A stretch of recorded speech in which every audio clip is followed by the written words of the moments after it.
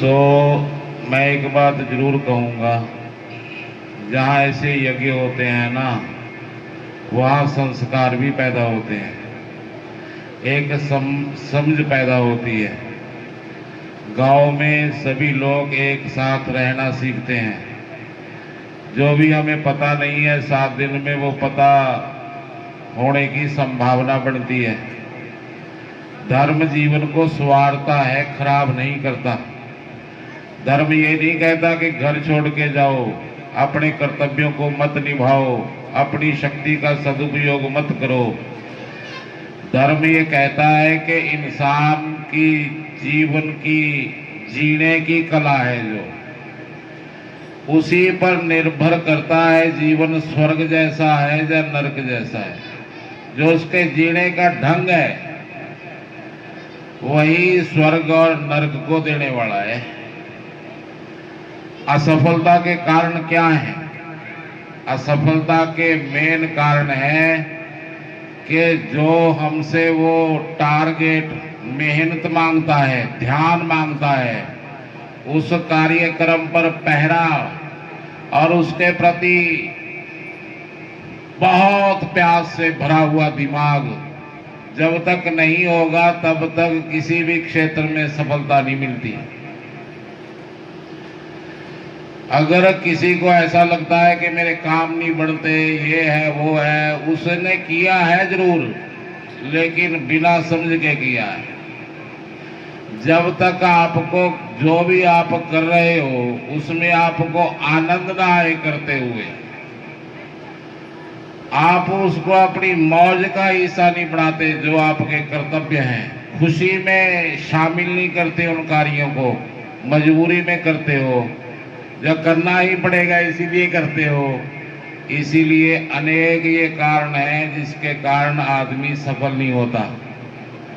ये नहीं है कि आदमी को 24 घंटे दौड़ने की जरूरत है, नहीं नहीं, सही समय पर सही फैसला लेने से ही आदमी को सफलता मिलती है।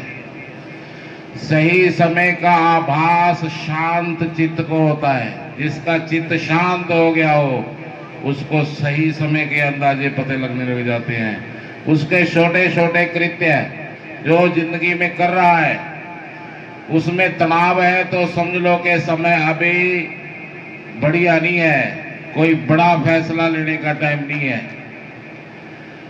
लेकिन जब आपके सभी कार्य जो आप रोजाना करते हो उसमें मधुरता आ गई, एकदम मन के पंख लग गए, समा देता है हर एक आदमी को टाइम। जितनी भी सफलताएं हैं उसके पीछे समय और सही समय पर लिए गए निर्णय बहुत सार्थक हो सके हैं। 24 घंटे दौड़ने से सफलता नहीं मिलती।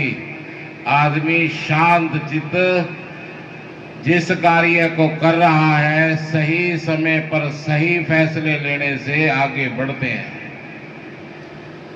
इसीलिए किसी को दोष ना दो कि हम ऐसे हैं हम ऐसे हैं। हमने लगाई नहीं अपने आप को कभी अच्छी तरह, हमने मजबूरी में किया है सब कुछ। जिस दिन आप कठिन से कठिन कार्य को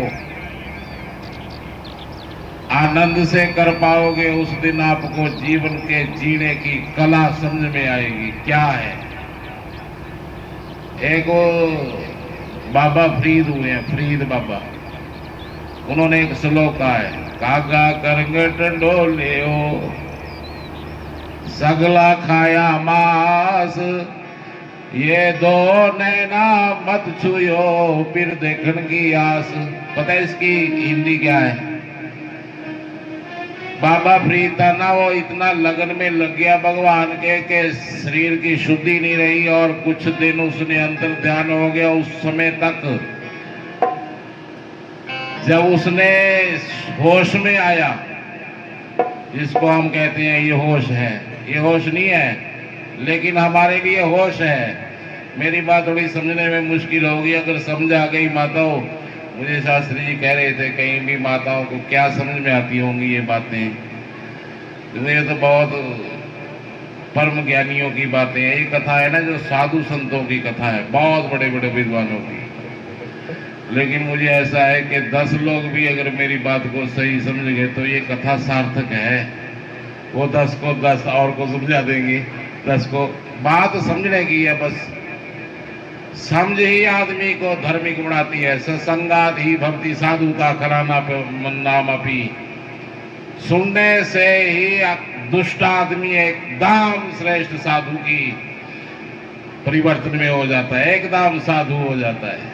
ये सुनने सुनाने से होता है। मैं आराम से आपको कहानियां भी सुना सकता हूं जो याद है मेरे, लेकिन मैं वो तथ्य पर बात करना चाहता हूं जिससे कारण जीवन अशांत है। सब कुछ होते हुए भी हम भिखारी की तरह खड़े हैं कहीं भी। ऐसा आनंदित जीवन नहीं है कि पायल छम छम करके झूम उठे, ऐसी मौज नहीं है जीवन में। ऐसी मौज किसी के जीवन में नहीं है जिसके जीवन में समझ नहीं है। बस अर्जुन ने 1.25 घंटे में गीता सुनी है, 1.25 घंटे में जी, भगवान कृष्ण से। 1.25 घंटे में समाधि भी नहीं लगाई जा सकती, ना कोई तप किया जा सकता, कुछ नहीं किया जा सकता, और सिर्फ समझा और समझाया जा सकता है। और कला देखो समझने समझाने की के लाखों वर्ष तप के बाद भी जो अनुभव हो सकता है, वो समझने समझाने से। अर्जुन ने कहा स्थितो अस्मि गत संदेहा कृष्ण बचन तव, मेरे सारे संदेह दूर हो गए। अब तेरे और मेरे में कोई अंतर नहीं अनुभव हो रहा। अब आप जो कहोगे वही होगा प्रबंध। इसीलिए मैं ये बातें करता हूँ 10-15 मिनट पहले, क्योंकि ये समझ आ गई तो जीवन की कला समझ आ गई। ये हवा चलती है इधर से, मोबाइल भी पकड़ा दे। बोल कृष्ण चंद्र भगवान की जय।